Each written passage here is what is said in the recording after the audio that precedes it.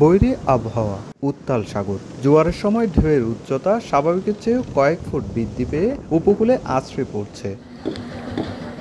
বাঁকখালী নদীতে নোঙর করা বড় বড় ট্রলার, এসব ট্রলার ৩০০ কিলোমিটার সাগর পাড়ি দিয়ে আহরণ করতে যায় ইলিশ। কিন্তু বৈরী আবহাওয়ায় সাগরে যেতে পারছেন না জেলেরা। উপায় না পেয়ে অনেক জেলে অবস্থান করছে নোঙর করা ট্রলারে, আবার অনেকে বসে অলস সময় পার করছেন।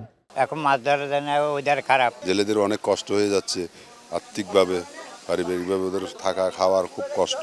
কক্সবাজার মৎস্য অবতরণ কেন্দ্রে জেলে মৎস্য ব্যবসায়ী কিংবা শ্রমিকদের হাঁক ডাকে মুখর থাকলেও এখন মাছশূন্য পল্টনে ব্যবসায়ীরাও পার করছেন বেকার সময়। মৎস্য অবতরণ কেন্দ্র কর্তৃপক্ষ বলছে, ইলিশ সহ সামুদ্রিক মাছ না থাকায় রাজস্ব আদায় হচ্ছে না।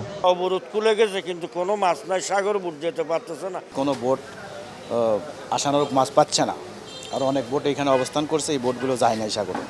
এই কারণে মাছ খুবই কম। ইলিশ তো না বললেই, ইলিশ একেবারে পাচ্ছেই না। গেল 10 দিনে কক্সবাজার মৎস্য অবতরণ কেন্দ্রে সরবরাহ হয়েছে 6 মেট্রিক টন ইলিশ ও 86 মেট্রিক টন অন্যান্য সামুদ্রিক মাছ।